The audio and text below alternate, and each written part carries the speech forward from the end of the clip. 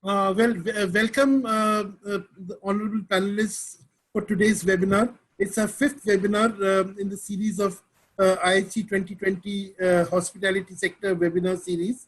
And we are very happy to have our focus this time on the Mithai and Namkeen sector, as well as the bakery and confection sector. And we have both people from the equipment supply end, as well as from the top companies and the industry associations. Without further ado, I will invite Mr. Rakesh Kumar, Chairman of the India Expo Mart Limited, which organizes IHE 2020. I will invite him to deliver the opening address, and then we can start the deliberations. Mr. Kumar? Good morning, Mr. Swareesh Bhattacharya. Namaskar to everybody, because this is the one we have given to entire world today in this. Namaskar.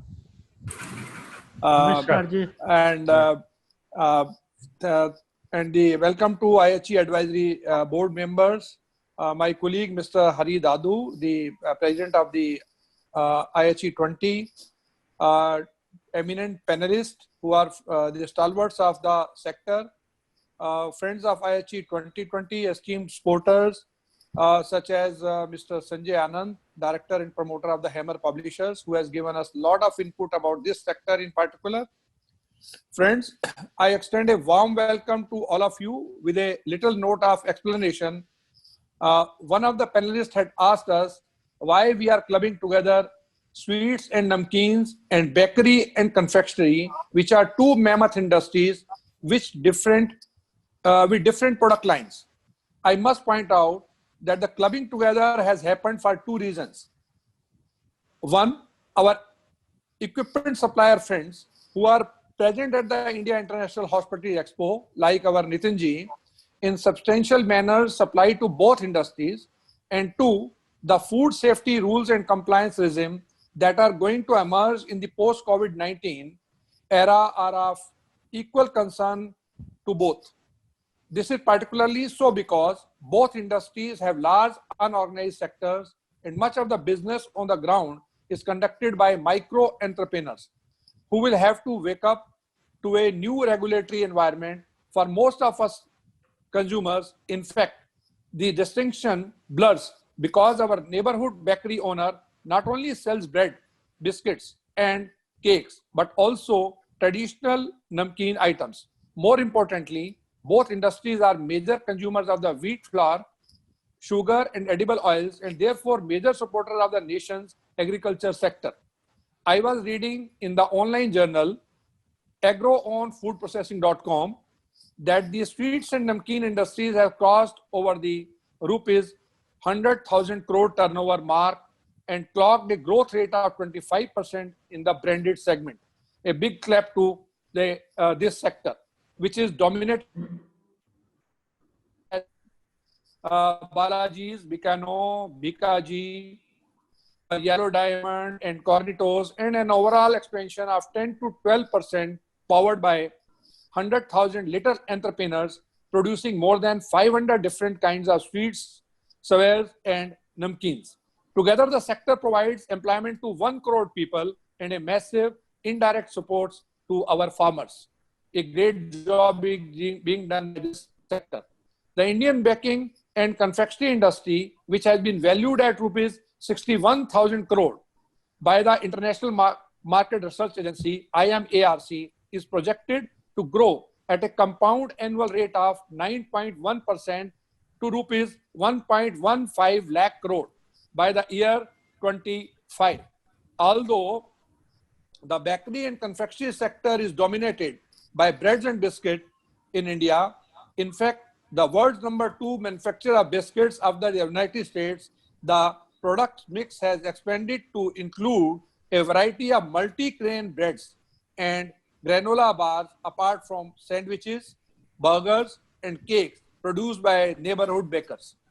Fortunately, for the two sectors, at least the parts producing the breads, biscuits, and packaged namkeens, the lockdown forced by the COVID-19 pandemic hasn't brought business to a complete standstill.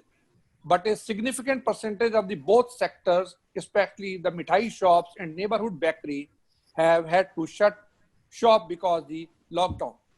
Friends, the pandemic moreover brings with this its specter of a tough food safety compliance regime coupled with the need for a complete re-engineering of the back end because of not only sticker rules, but also the new social distancing norms that will be stringently implemented across industries. The questions that we will address today include how has the COVID-19 pandemic impacted the sweets and namkeen and the bakery and confectionery sector in India? Is there a likelihood of a serious drop in demand after the lockdown is lifted? What are the prospects for the festive season? And many more, which Sarish Bhattacharya is ready, in fact, with his entire questionnaire. We have thus far had 4 instructive and informative webinars, which are being conducted under the banner of the India International Hospitality Expo, IHE 2020, India's largest and most attended B2B hospitality show presented by the India Expo Mart Limited, Greater Noida. I'm sure the one ahead will result in slew of actionable ideas, especially in the areas of food safety and compliance.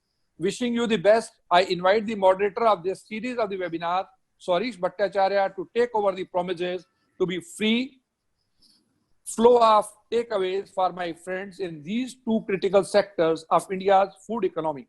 Our expert panelists, who are the eminent personality and stalwarts of this field, consist of Dr. A.K. Tyagi, a very renowned person in this field, Executive Director of the Haldiram Snacks Private Limited. I welcome you, sir. Ms. Seema Atreya, Independent Consultant, Food Safety, Quality, Product Development and Supply Chain. Mr. Firoz Naqvi, Director, Federation of Sweets and Namkeen Manufacturers. Mr. Nitin Kumar, Chief Executive, Rans Technocrats India Private Limited and also member of IHE Advisory Board. Mr. Arun Mittal, Managing Director, Prestige Systems. Mr. Hitesh Tripathi, CEO, Tech4 Serve Business Consultants LLP. Chef Rishabh Anand, Executive Pastry Chef, the Leela Palace, New Delhi, and a very renowned person in our ICF and NCCF activities. Friends, with this, I request Sarish to please take the session forward for its fruitful deliberation. Thank you very much. Thank you, Mr. Kumar, and good morning again to all the panelists and the audience, which is growing in number. I will begin with Dr. Tyagi because he has seen the industry longer than all of us have. And I would, request Mr. Tyagi to give a perspective to the discussion. Do you think that the present COVID-19 pandemic and all the lockdowns and other issues it has caused, do you think this will have a lasting impact on the industry, or that you'll be able to come out of it within a certain time frame? Yeah. Good morning to everybody. I think currently it had the biggest effect on the sweet and namkeen industry, but according to us, it should be V-shaped, not the L-shape. It means during the time, maybe within 3-6 months, it will be recovered, especially for the company who will organize their show in a well way. If we take the example of serious organized player, so this COVID-19 rule, in which we are following most of the rule in our current situation. For example, we are already following the mask. We are already following the hand sanitizing practice. We have already following the GMP. Only we have to do re-engineering our shop as well as factory in terms of the social distancing, because we have to give 1.5 meters social distance between the people. Then we have to re-lay out our plant and machinery. We have to lay out our soap. However, in our system, most of our plant is fully automatic. So it requires the very less labor, and social distance up to some extent had been maintained.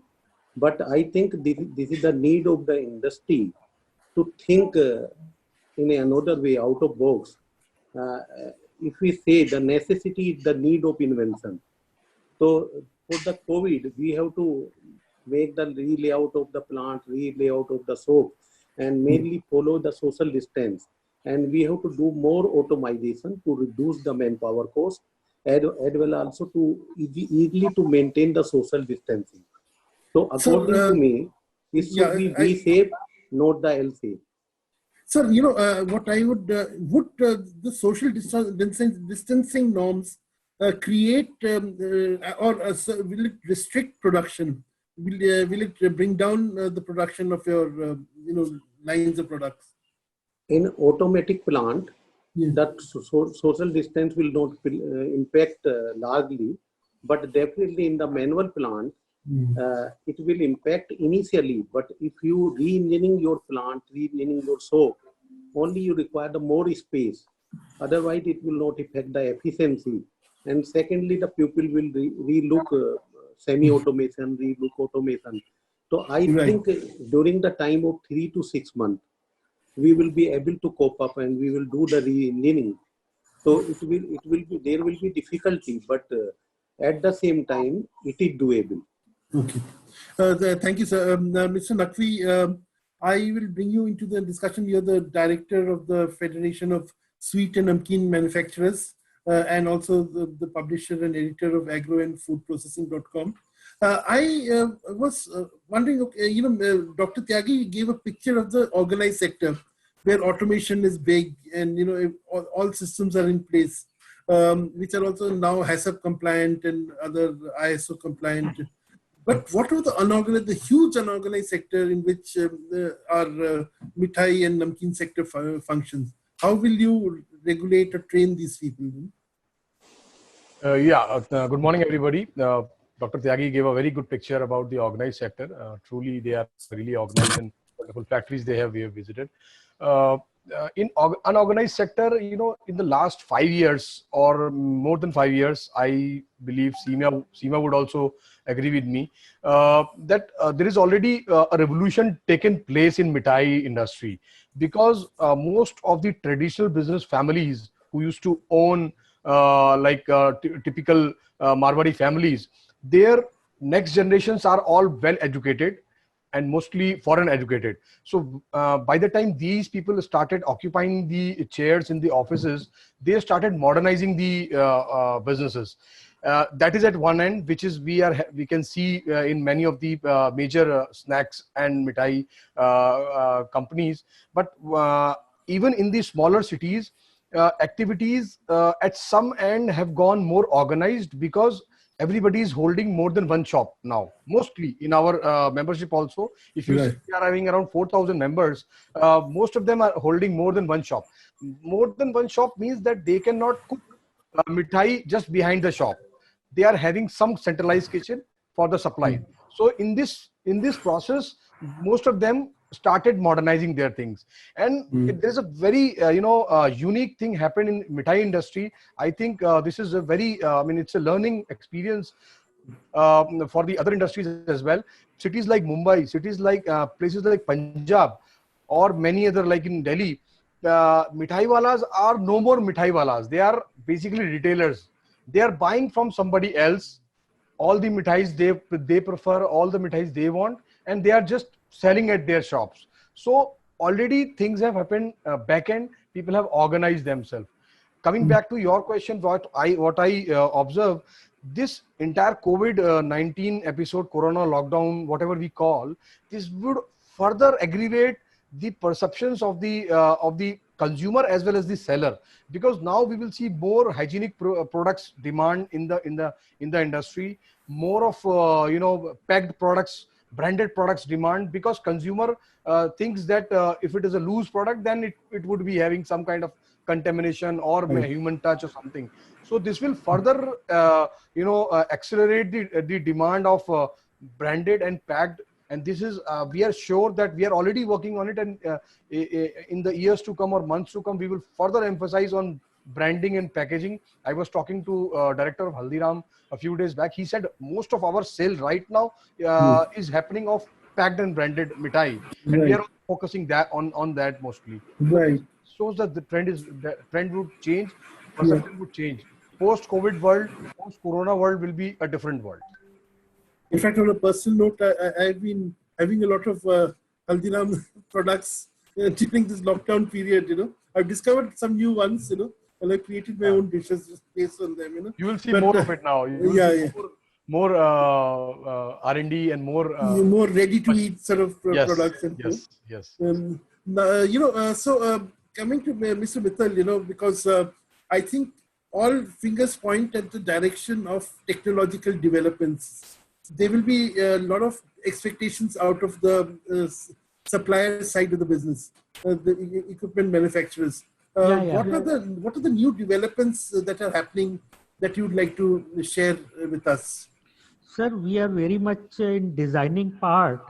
Nowadays, we are what we are doing sitting in the house, designing the equipment which take limited space, much more hygiene, proper temperature, and everything. And one man can work on one station, give the everything from one place. Okay. In restaurant also, we are designing the equipment. The person is stand on the stand and he can do the complete work there and deliver Right. it without touching and maintaining all the temperature and everything. Right. And that is much more, madam will be knowing about these things. No, Seema ji. I'll be coming to her because she has a very big role to play in this whole discussion. Yeah. But coming to one point you made, look, Haldiram's, the Bikaner Wala, they're also in the food retailing business in terms of they're also restaurant chains. Haldiram's is I see it as also the big restaurant chain. Similarly, Yeah. Bikaner Wala is a big restaurant chain. So, Yeah. are you also, because you design products even for restaurants. So for We are doing mainly for the restaurant and mithai shop only. Yeah, exactly. Yeah. So any particular product that comes to mind which you feel will be much in demand in the when You see the service counter nowadays, Yeah. we are designing a proper way that the person can give the one complete range from one counter. Okay. And cooking also, we are doing the same thing. Whatever the person is cooking anywhere, he will get the everything nearby. And we have to maintain the temperature. Whatever he want to keep in cold, he should keep in cold. And what are the things hot, he will keep hot. Right. And both thing will be the same place. Right. And cooking also in the center, he should not move here and there. Right. Okay. Yeah. Good. Mr. Tripathi, you were talking about you were saying that post COVID-19, you see three phases Correct. of development. Can you Correct. summarize what are the three phases and how I will would- the demand change?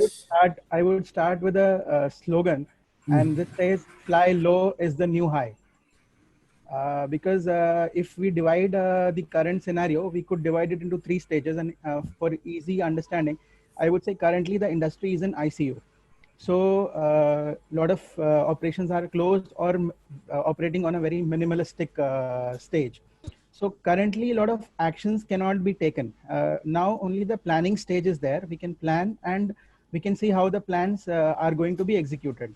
The second stage would be post lockdown and before the vaccine comes. So that could be a period of 6 months, 8 months, 1.5 years, because we every day hear a news about a vaccine going into trial, but we don't know what will be the date till the vaccine comes. Right. And everybody is talking about the new normal. So the new normal obviously will be different because the psychology of the buyer and the manufacturer will change automatically, because it's a lot of psychological effect on everyone, be it the industry, be it the consumer. And I mean, see, the major thing is that, okay, we have the big players, we have the giants who will survive very well, but the industry also comprises of a lot of small players who have maybe 1 or 2 outlets, who have small operations, and they also play a major role in the smaller cities. In the metropolitan cities, the giants have obviously taken over, but then since we work pan India and we see that in smaller cities, a single entity owner or a single player plays a major role because he's the fast mover or the biggest player in the city. And what I see is that there is a lot of panic situation. So we are resisting the change.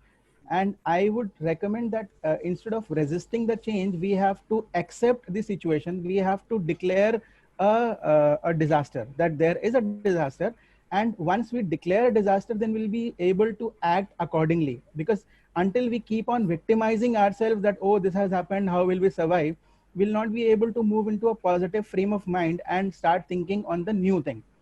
And what are the technical solutions? You know, you're saying it's a disaster. I would say we have to adopt the 80-20 rule, where 80% of the business comes from the 20% of the products, or maybe 80% of the sales come from the 20% of the products. And similarly, 80% of the work is done by 20% of the team. So we have to cut down on the product menu and the product display for the time being, so as to cover the production capacity, because suddenly overnight the production facilities cannot be revamped. So we have to cut down on the menu and bring out the products which are the fast selling products, and maybe skip the ones which are low on volumes and low on profitability. Similarly, we have to cut down on the manpower accordingly. There are a lot of things, like there would be a lot of things to be done at the hygiene level, the back end. We have to maybe look at the e-commerce channel, look at better packaging, because there will be a lot of development in the packaging and investment in the packaging. So like Haldiram does the Very Pack. So there the product is sold off the counter at the airport, at FMCG stores. So the smaller players also have to think that how they can increase the sale window, not just from their own outlet. They can maybe get into the distribution network. They can get their product as FMCG with a better pack, with a better statutory, better compliances to be met with. And then we have to see how we increase the alliance. How do we increase the channel partners? So maybe franchising, small stores, small outlets, not a lot of dine-in, but maybe just pickup counters. And then at the pickup counters as well, we have to see how do we maintain the pickup points. Maybe yesterday we heard the UV scenario in the US. So we have to set up places where the food packet gets sanitized through a dry process, because spraying and wet sanitization won't be applicable for all the kind of products.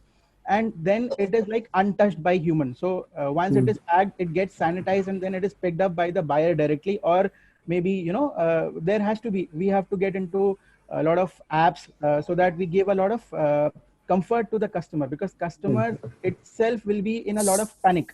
He's facing issues with the transportation. He's facing issues with the banking, with his own business, with his own job. So if we can enhance the experience of the customer at the food place, at our outlet, we will be able to grasp their attention and their loyalty. Right. I think we come back to, we go to Mr. Kumar again with the same question I asked Mr. Tripathi. Now, he gave some solutions. What are the, in your line of business, what are the big, technological developments which you would like to recommend to the industry, going forward? I totally agree with what Mr. Mittal said, and certain point what Mr. Naqvi has said. Redesigning of the kitchens and definitely are going to take place. There is an unorganized sector, there is an organized sector. The challenges will be there in unorganized sector. The organized sector, the space is there, like in which Haldiram is working. They have space, they have manpower, they have infrastructure, financial strength. Yes, they can do it. But for the unorganized sector, it is difficult. Technologically, automation will be there.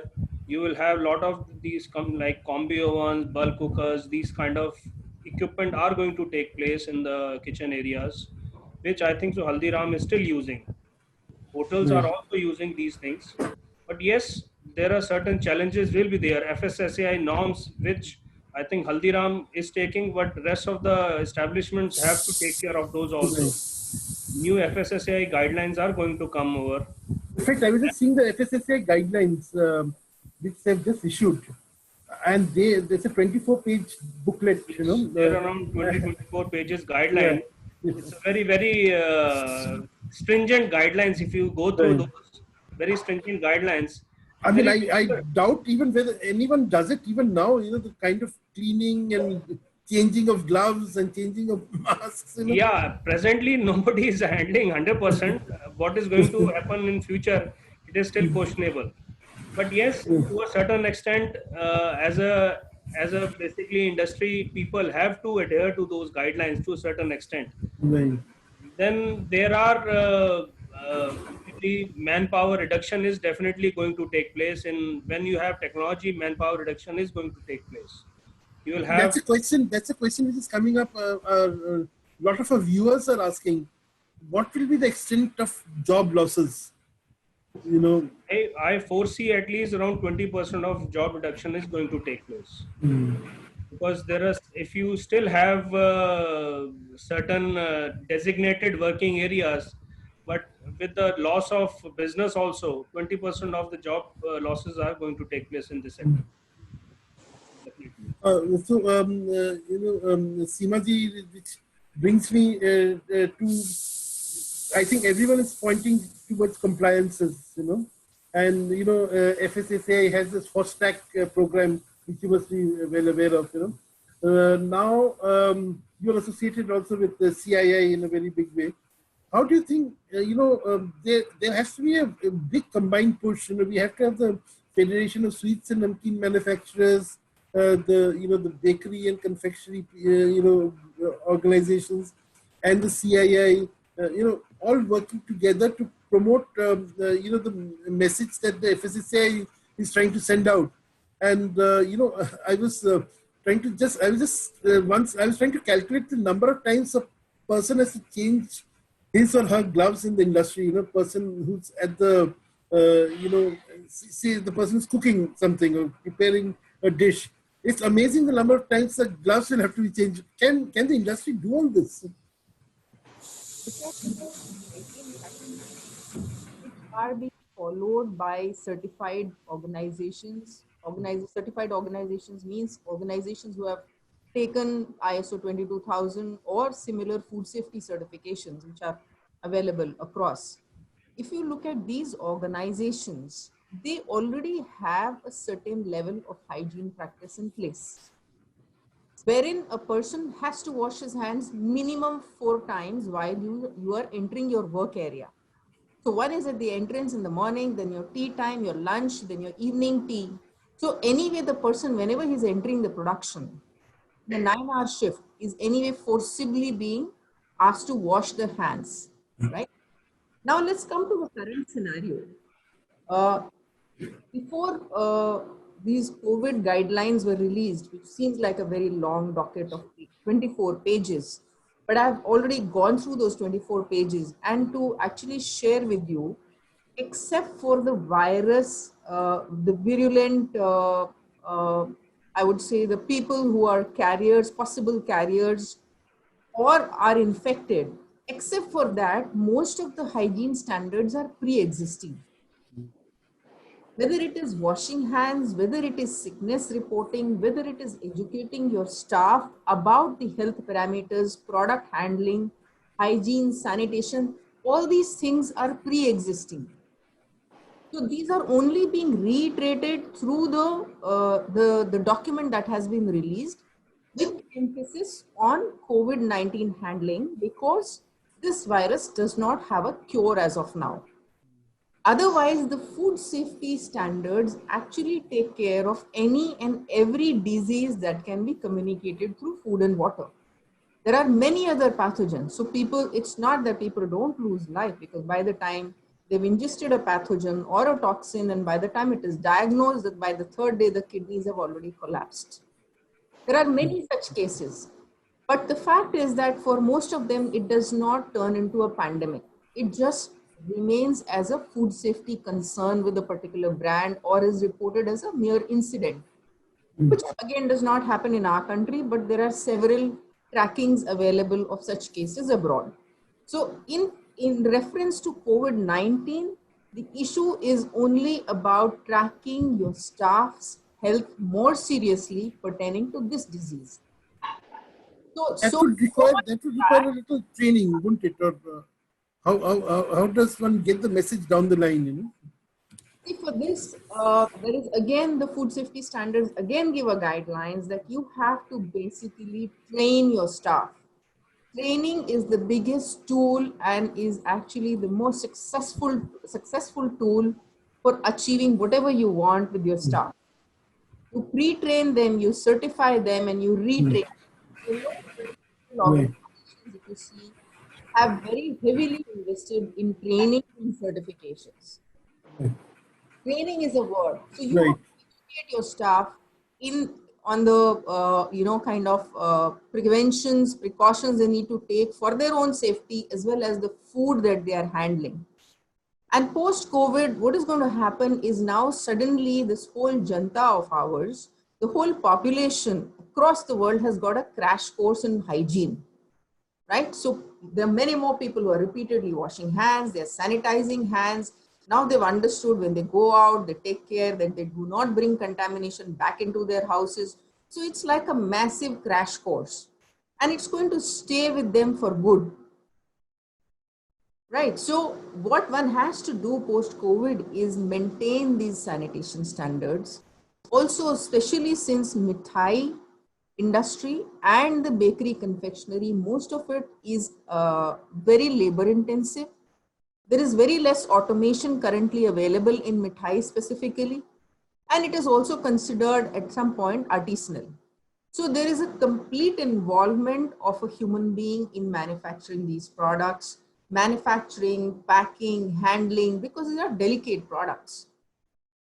Therefore, it is all the more important that we educate this staff on handling of food which does not actually cause harm to anybody. And another thing is that since our customer today has got this crash course in hygiene and is now more learned, so what will be more important for us is to maintain these standards even post-COVID scenario, because our customer is expecting so much more from us now. And also the bigger thing is that communicating the same to the customer, that what are the standards you're maintaining. Just want to give an example, a reference which has happened recently. There were many big brands which were committing that they are following standards. Despite that, there was a very serious case in Delhi where a delivery boy was, kind of found to be a carrier. And then there was a possibility of contaminating almost 50 families. That is a huge risk. So the standards are new, and whenever new standards are released, they do seem difficult to follow, especially now that it requires maintaining at least 1 meter distance between two employees, which may be a little difficult when you're talking about labor intensive industry manually, where manual intervention is required.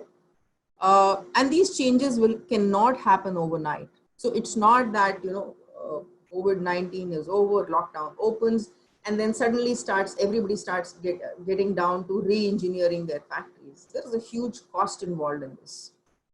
And, which brings me to another point, like a lot of people are talking about sanitizer tunnels. Do you think that's an answer to a lot of the problems, what are the structural issues that will come up? Because somebody who's a carrier is actually carrying a risk of contaminating the food and other people. And the contamination is inside the body. If a worker is coming to a certified factory, he's supposed to change the uniform on the site, and on changing, you're reducing your contamination levels on the body. And these tunnels actually, they are exposing this chemical fumigant aerosol component of hypochlorite or alternate sanitizers into the lungs of a person. So these really do not work, and because this fumigation does not get into every fold of your body, your clothing, so these are not really effective. So that brings me to Chef Rishabh. Chef, can you unmute him? Yeah, so Chef, there are a lot of practices which are in place in five-star hotels, because you're the first in the food sector to really follow stringent standards, starting with HACCP, and moving on to ISO 24000. Now, like, what are some of the practices that you follow, which you feel the rest of the industry or the other industries can adopt? Basically, we see it will be more challenging while we are going to open after post COVID-19, and we will enhance the product. We'll try to give hygienic product to the guest, which will encourage almost more of our live counters, where we can prepare more healthy foods straight away to the guest table. This will help us. And now we have to increase preparation, like in bakery products, we have to increase in batches so that whenever it is available to the guest, it will go fresh. Though basic practices like washing hands, keep the kitchen hygiene is already been done in the hotel from last couple of years. So that will continue and will be more stringent now.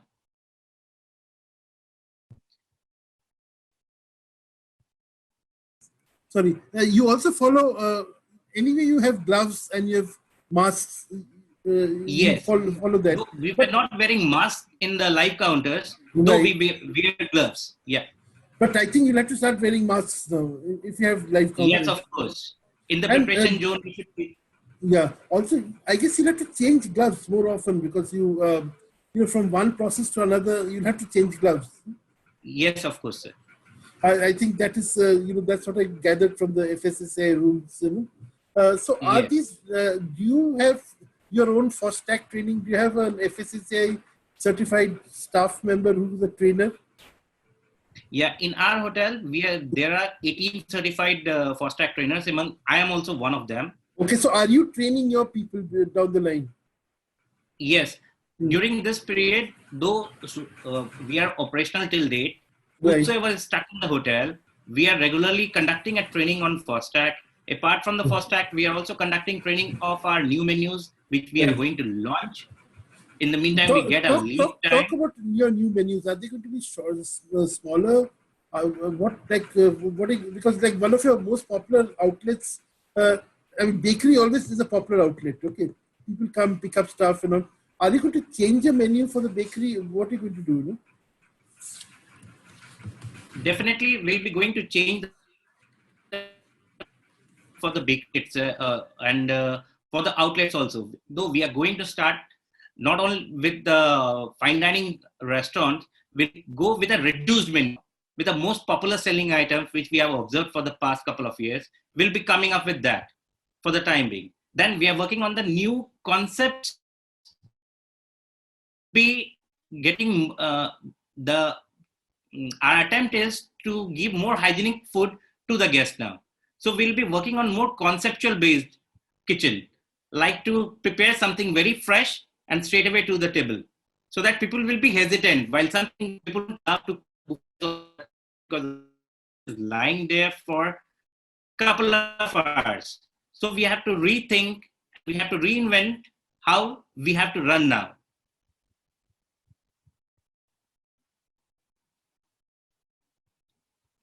Sir, I can't hear you. Sorry. If you are giving a puff pastry, to a guest, Yes. you'd have it sort of semi-prepped, and when a guest asks for it, you'll heat and serve. Or is that what you're planning to do? Or what is the... Because right now, everything is ready. I mean, you just serve it. Yeah, whenever it goes to the guest, no, it's our general practice also. Whenever it goes to the guest, either it is reheated and gone to the table. Though Right. now, I think what we are going to practice from now is that we will be going to bake them in batches, so that whenever it comes, it goes fresh to the guest. Right. Though as for the morning bakeries, we do like the baking of our morning bakeries we are practicing this for a couple of years to bake them in batches, so that whenever it comes fresh, it goes to the table. Like you do with the croissants and... Yes. Okay. I will because a very specific question has been asked. Seemaji, I'll ask you this. Which is the best way in future to sanitize sweet shop stroke neighborhood bakeries? Sanitizers, spray sanitizers, wet wipes.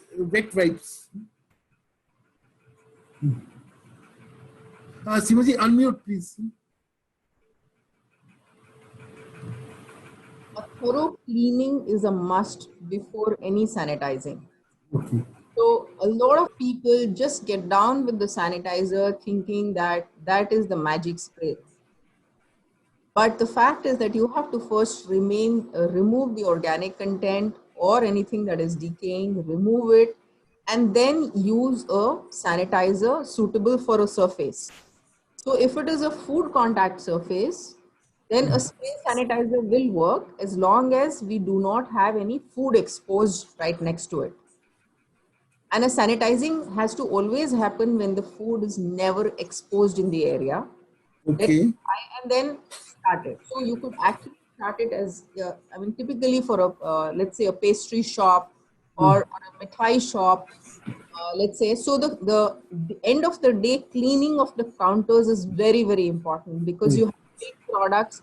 Even a small fallen down there can actually rot and smell very bad. Right, right. Physical cleaning should be done in the night at its closing shift, and the sanitizing should be done in the morning before you open it, before the shop is laid out. So you actually sanitize and then you pull out the fresh material and put it in display. So that is the ideal. And a spray sanitizer like a quaternary based compound would work very well. I can't hear you, Mr. Sarish.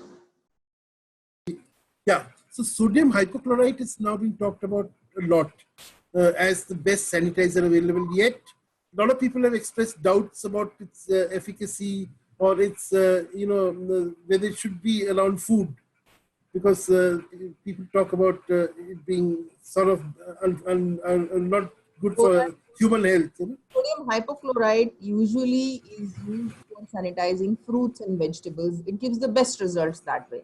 Okay, okay. You have to use for the salad counter or you have to use fruits in the display. These should be first sanitized with hypochlorite. Right. But if you are trying to make an aerosol out of it, then generally it is not recommended because the aerosol can irritate your respiratory linings. If you are exposed to a higher concentration or if you're exposed to it every day, then it can actually irritate your respiratory linings. Right. So you would limit it to fruit and vegetable and say salad bars. And method. So it is not harmful in any way. You soak fruits and vegetables after washing in sanitizer, and that's the best. But for aerosol sprays and all, then you get quaternary ammonium compounds, which when you breathe are not harmful at all. Right, right, right. You said ammonium compounds? Quaternary compounds. There are quaternary salts. So there are ammonium compound salts are there. Then there are some butyric acids also, which are approved by FDA and also by the Indian government. Okay, okay, right. Yeah, these are now standard companies in super concentrated forms, and you could use it as low as 0.1%. Okay, 1% of 0.5%. Okay, Dr. Tyagi, a question for you has come up. Please unmute. Yeah. So, Dr. Tyagi, there's now health, food or healthy eating has become the big new normal, especially during this lockdown period. So a lot of people are saying that, are you going to change your product line to have, items with a longer shelf life, because, like people need to keep your products for a longer time than present. And also, are you going to have a health food line, which is going to be much bigger than your present line?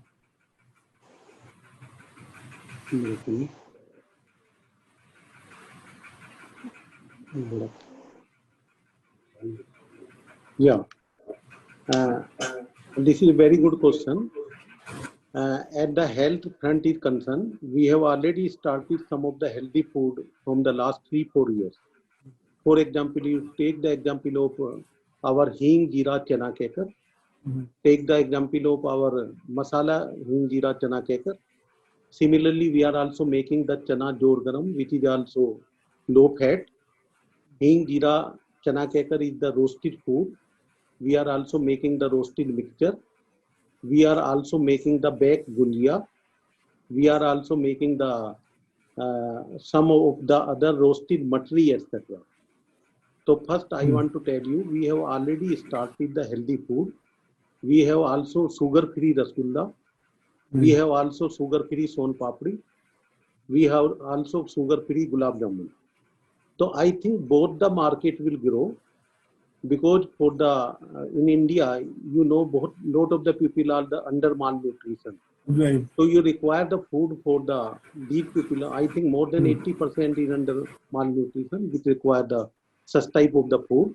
So I think we have to continue focus on the both type of the food, our regular food as well as healthy food. Right. In our regular food also, most of product in addition to the fried, they are healthy. Take the example of the moong dal.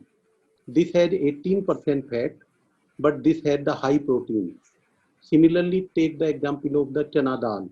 It is also gluten free, it is also high protein, and it had the less fat. Right. Right. And we have the example of the cheese ball, which is the baked product. Right. We have the tomato ring, we have the masala ring, which is the baked product. So Haldiram is making all type of the food. It is fried also. It is fried with high protein also. It is fried with gluten free also. It is low fat food also. It is the roasted namkeen and roasted food also. So this we have already started since last 4 or 5 years. So, you know, this whole whole perception that, you know, all these bhujias and all are not good for health, you know. So I think you have countered that enough, you know. I think there is misperception.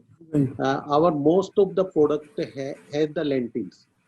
Right. If you take the example of aloo bhujia, it has the chana dal. It has the besan. If you take the example of bhujia, it has the mood dal.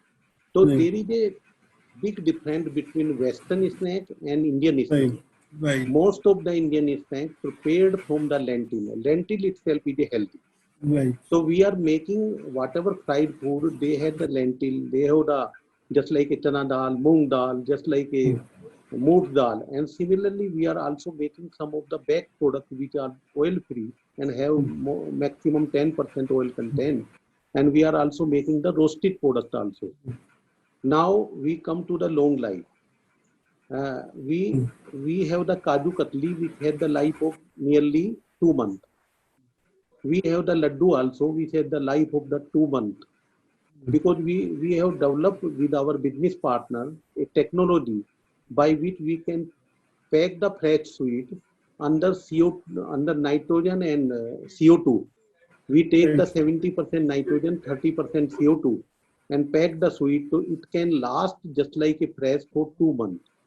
So we have also already started most of the sweet, especially for the export market, which had the long life. In the export market, we are selling the Kaju Katli of 2 to 3 month life. Similarly, in the export market, we are also selling the Bundi Laddu, which had the shelf life of the 2 months. In addition to that, we have also started most of the frozen food. Suppose you take the example of any, just like a palak paneer, just like a dal makhani, just like a mixed vegetable, all are coming in the frozen food, which had the shelf life of the 1 year. And especially we are selling for the export market. And now we have started for the modern trade also.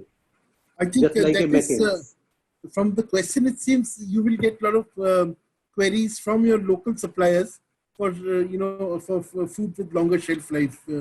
I think that's going to happen very soon in India. So, Mr. Tripathi, I had a question. Yeah, please. Yes. Yeah, Dr. Tyagi, sorry, continue. Sorry. Basically, we got the lot of the feed from the export market also. If you recall, before 6 years or 7 years, we were making only ready to eat.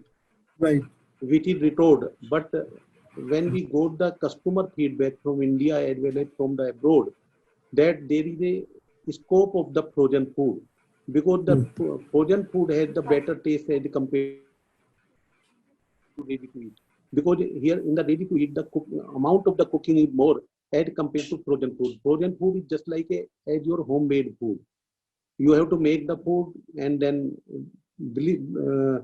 go minus 40 degrees centigrade, then keep at minus 20 degrees centigrade. It will have the life of 1 year, and you just thaw it and heat it, and you can eat it. It will be just like a fresh food. So on the basis of customer feedback, we have started the long life sweet, fresh sweet. On the basis of customer feedback, we have started the frozen food. Now we are going to start frozen food in India also, especially in the modern trade.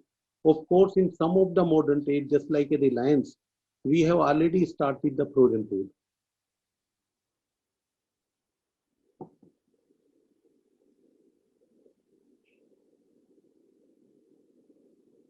Can you listen me?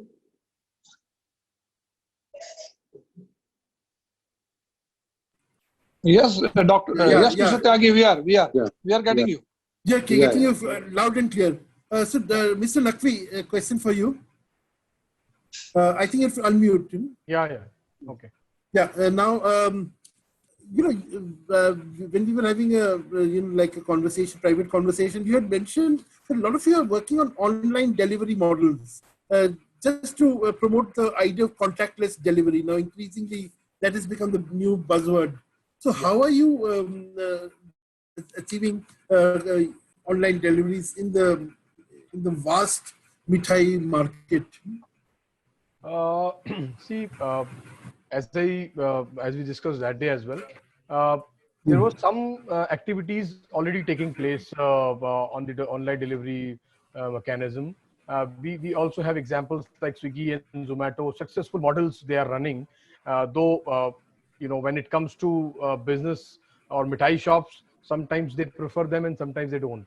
So that's a different point altogether. But in these last 30-40 days, it gave us time to reevaluate our things, especially on online delivery system and hygiene, improvement in the shops and way of selling and so many other things. So many of the members have tried and they are getting successful. They are launching their own platforms to deliver the sweets within the boundaries of their cities and regions, which will further grow. Because if suppose you want something special from Hyderabad or from Delhi to Chennai or Chennai to Mumbai, you need to have either a system, a coordination between local manufacturers of these two cities or a good delivery mechanism. So this lockdown gave us an opportunity to rework on our systems, to contact the right people who can help us doing in this. And I will not name, but many of the members have really established a very good thing where they are getting good business out of a kind of a dark room sale. There is no shop, but the shop has been converted into a dark room, and they are so like it's what they call cloud kitchens in the restaurant context. This is like cloud mithai shops. Yeah, cloud mithai shop would be a term. So this is already, in China. I was talking to one of the friends who's having Chinese business and staying in India, and he told me that China has really changed the entire, delivery system in the last 2-3 months, especially in ice cream industry. It has been revolutionized in China. So we can always copy these models, and since we have time, so we can really work on this hard and take the experts' views on that, and this will further grow because people will be having more hygienic mindsets now. And you can observe yourself when you see one of your neighbor in the lift nowadays. You really you get just get into a corner. So it is gonna carry in our minds for a long time now. It's just like everyone is doing namaste nowadays, So, yeah. Salam namaste. yeah. Oh, salam. Yeah. Now, Chef Anand, I'll come back, because there's a question about, your colleague in Roseate House, Anand Panwar, whom Anand Panwar of Roseate House. Yes. He has been talking about live kitchens, that, people can actually see the kitchen. And in fact, this is a point made by Zorawar Kalra in a Restaurators Forum. That you can actually see the kitchen 24 hours to satisfy yourself that that everything is healthy, or everything is, the new normal. Is it a practical solution to regaining, because getting back customer confidence will be your biggest challenge? Yeah, of course, this should help even not only in Roseate House, but I've observed in most of the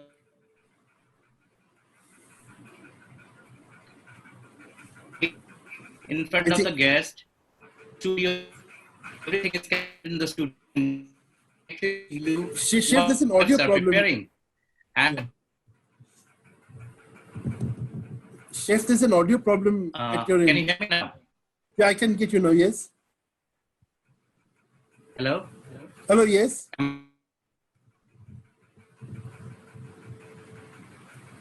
Yes, you can talk. Yes, yes. Yeah. Yeah, though, as said, not only Chef Anand Panwar, in an ITC hotel, Fabel is one of the outlets which I have observed that they have changed the kitchen structure as so that they can plate the dessert in front of the guests. Okay, So they have created a studio kitchen inside the restaurant. So it gives a confidence to the guest also that whatever is being prepared for them is in a more hygienic manner. And of course, it will support in future. Right. So studio kitchens, live kitchens, these will become very big in the bakery and confectionery space in hotels. Okay, I think we have lost Chef Anand. Well, okay, by the time... I can see you, sir. Okay, yeah. No, I'm saying we'll see more of studio kitchens and live kitchens in the bakery and confectionery spaces. Is that what you're saying? Yes, of course. Yeah. Okay. Seemaji, like in our coffee shop also. Yeah. Yeah, like in our coffee shop also. What in the layback section we thought of, okay, now we have a pizza oven there. Why not fresh bread, fresh croissants to be moved from the oven straight away to the guest? Absolutely. It will give more confidence to the guest. Right, exactly. That's true. Because everyone is now, I think, paranoid about human contact, So I'll go back to our kitchen equipment supplier friends, and we'll keep the last word for Seemaji at the end, and we'll have Hari Daduji. You'll have your words right at the end, like always.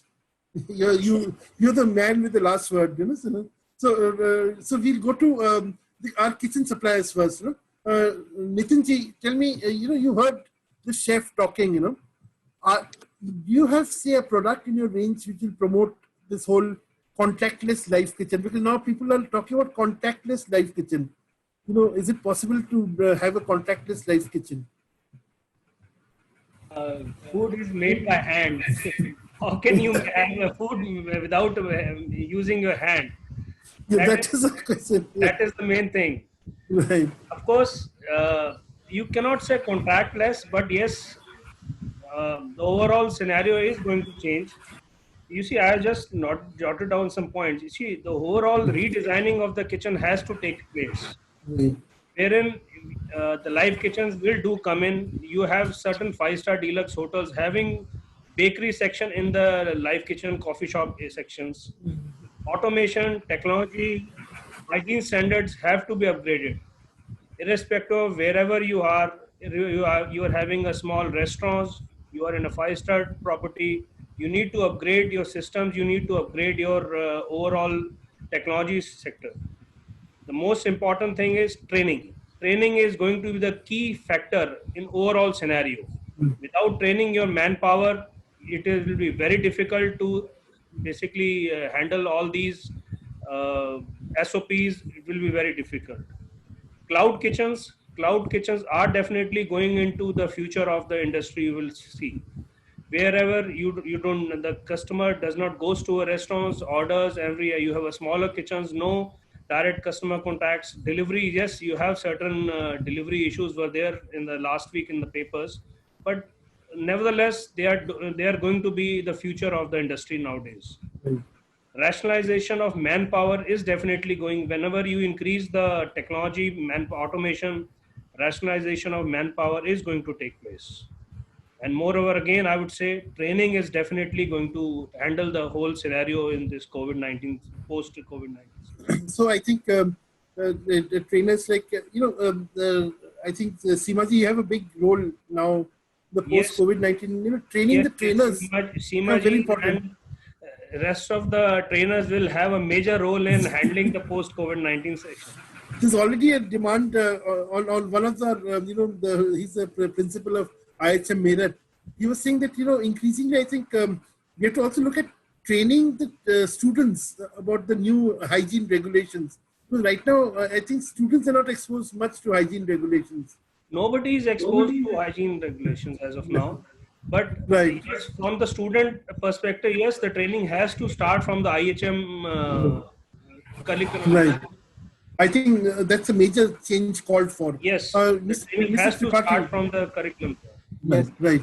Mr. Tripathi, someone asked, how do you implement the 80-20 rule in restaurants? Well, I think restaurants where the dine-in is there, then obviously with the social distancing and with the kind of sitting people will have to adopt, the menu has to be revised because if you work on an elaborate menu, then you will have a lot of food wastage. So because if you count the per square feet footfall or the number of sitting occupied per hour, then you have to cut down on the manpower, you have to cut down on the admin cost, you have to cut down on the menu, you have to cut down on the raw material, so that you can survive with the kind of overheads which are going to be there, considering the kind of sales which you get. So in this case, you focus on the 20% of the menu that gets you 80% of the revenues. Exactly. So that's okay. So I think cost is going to rise with the 80-20 kind of ratio. Right. Food cost is going to rise when you prepare the stuff in batches. Right. The food cost with overall will rise. Right.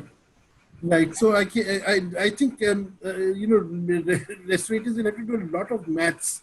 I think in the next 1 or 2 months of lockdown that they have ahead. No, this is the time actually to analyze the old data, analyze the sales, analyze how you are performing, which product were doing well, which were not doing, what kind of people are there in the team, who can be removed, what kind of costs can be reduced, because whosoever is on a low admin cost for the next 6, 8, 12 months will be surviving the fastest. Right. And you also have to see how you handle the employees, how do you handle the temperament, because there is a lot of worry within the team that will my job remain, will I get the salary, and all those things. So I think there has to be a communication, there has to be a team building exercise, there has to be a building trust on the vendors, because a lot of payments are being stuck. So we as an industry, I think people are very worried about the payments. Some of the questions are about that. Exactly. About vendor payments being stuck here. Exactly. So as an industry, we work with the ecosystem. We work with the ecosystem of suppliers, vendors, manpower, your IT team, your delivery system. So everybody at the moment is in a stage of panic. So to get the ball rolling, we have to survive. We have to bring back the ecosystem and bring a confidence within the team. Right. Also, okay. Yeah. So yeah. Okay. You have half a minute. Please tell me. Okay. So I am just wrapping it up that the silver lining is that we being into the food industry, which is going to survive the fastest. Food, pharma, and FMCG will revamp the fastest. But and as all entrepreneurs, we are the ones who have been taking risk and we know how to survive. So it's just that how how we manage the current scenario with a good insight, with a good thoughtful thought process for the future, and with a good lot of patience. That's right. Great. Mr. Mittal, your thoughts?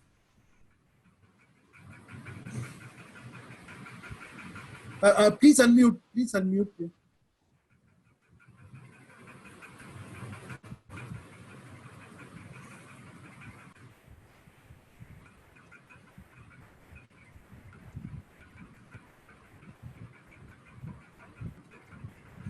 Can the admin help?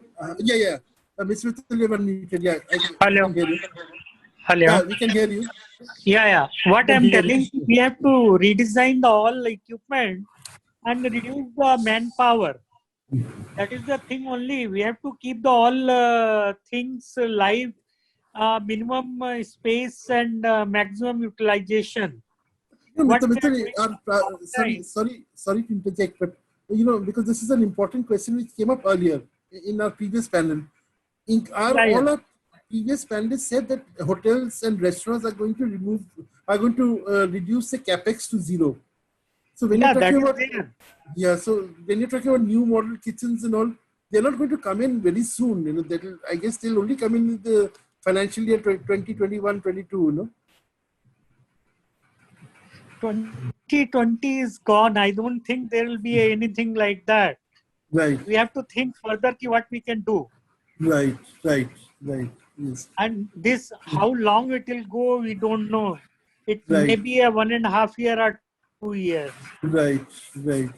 That's true. Mr. Naqvi, I'll come and because it's a very important event happening in 2021, and that is a World Convention of the. Can you say in like a minute what are how big will these hygiene and sanitary matters be on the World Convention agenda? See, they were there. We are very closely working with the FSSAI, and they are partnering with us on so many fronts. But now I think our post-corona world would see more of innovative products on hygiene, on food safety, more of fast-track training. I mean, this will really accelerate into many folds. I would say 500 to 1,000% people will be looking more for these kind of. I was just reading one of the questions in the sidelines. One guy is committing that they are providing COVID-free packaging. So these kind of things would more pop up, and people will be more interested and they will be ready to pay for that. And consumer in fact, one of the questions I had earlier, do you see packaged mithai becoming a big business in this post-COVID environment? Yes, that is going to be the future of the industry, where you will see mithai easily available even on a pan shop. Our target is to make that mithai available just like a snack. You see a lot of snacks hanging on the counters. You would see maybe in years to come, you would see laddus and pedas and things like that would be there in sachets. So branded mithai is going to change the entire thing. We are going to grab our lost ground to the chocolate industry and confectionery industry, but I would say that they will also grow. But we would be the real players of the Indian dessert and sweets industry in future. Right, absolutely. As promised, Seemaji, I have come to you for the second last word. The last word belongs to Mr. Dadu. Like Mr. Lucky just mentioned about how important FOSTAC is going to be, in the new world, the new normal. How prepared are we for promoting or to disseminating the new information that we have? I haven't discontent yet with any of the FSSAI officials, but FOSTAC training is a very, very basic food safety hygiene training, which is mandatory for at least 20 workers in a collection of 100 people.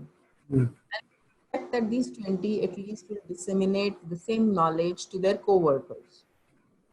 So there is currently not 100% coverage that the FSSAI is asking for, but a certain percentage of your staff to be certified in that. Now, in the wake of such infections and pandemics, I think this course should be, the FOSTAC training should be upgraded to in fact, I would say that 100% food handlers should be covered in this. Right. There is room for a FOSTEC 2.0. Yes. So right now, the accessibility, the cost is a concern for a lot of organizations to get it annually done, to actually look at their attrition rates and see that, people whom they had trained last year are not there with them. So they, again, to maintain that 20% pool, then they have to select new employees to get certified on that page. So one is that there should be a simpler way of getting the staff trained, and also a cheaper way, because currently it has a certain cost per head, and a lot of smaller organizations, if they are having a lot of employees to get trained, then that becomes a challenge for them. I think for a start, all hotel management schools all across India should introduce hygiene regulations or FOSTEC as one of its courses. Do you agree with me? FOSTEC is a very, very basic, Yeah. maybe half a day to a day long. Right. But I think as far as I know, the IHM does have a chapter in one of the first years, I Yeah, think. one chapter only. Yeah. Yes, on hygiene, but I think it needs to be taken into a greater depth. And its relevance in terms of how to control it, because that hygiene part is also, I think, a bit ancient, but now we need to look at it in terms of selecting your equipment, right? Like there is a lot of advancement in equipment. Lot of these refrigerated units, for example, in the display are still being run on old type, where you have a lot of condensation on the product, condensation in the surface, which adds to the contamination.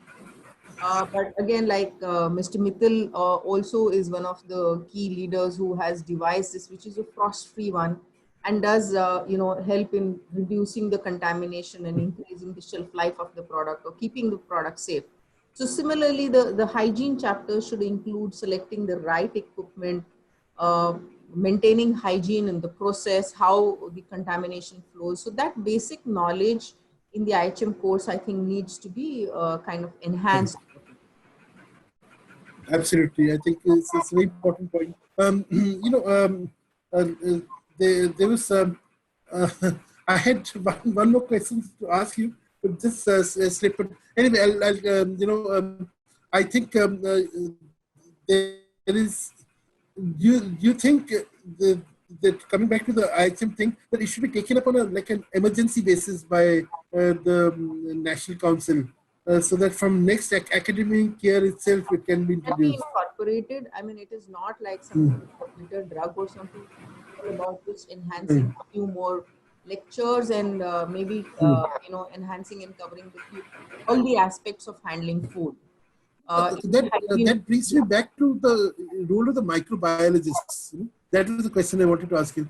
Now, hotels, have microbiologists. Some food companies have, but do you think microbiologists should now become mandatory for all, establishment handling food?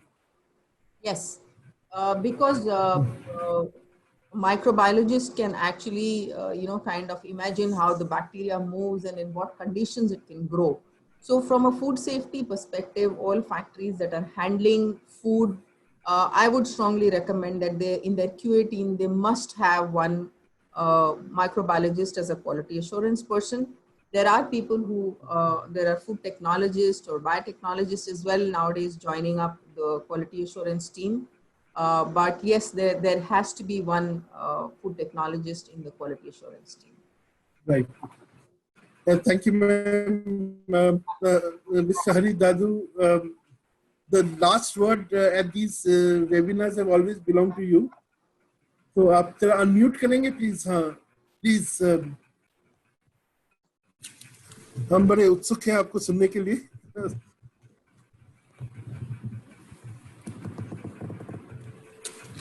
Yes, please, Mr. Dadu. We can't. There is a problem with your audio.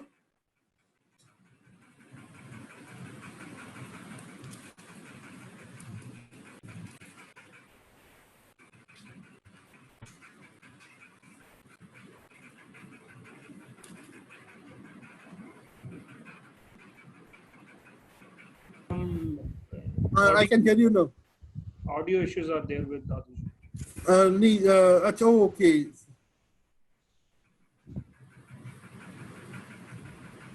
So Shaji, shall we? Yes, sir.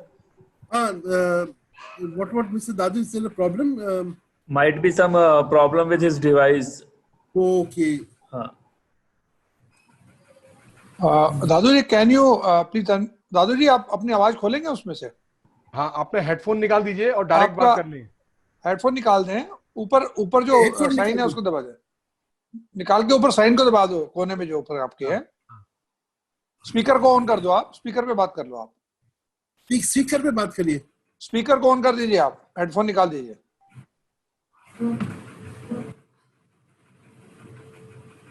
Not working.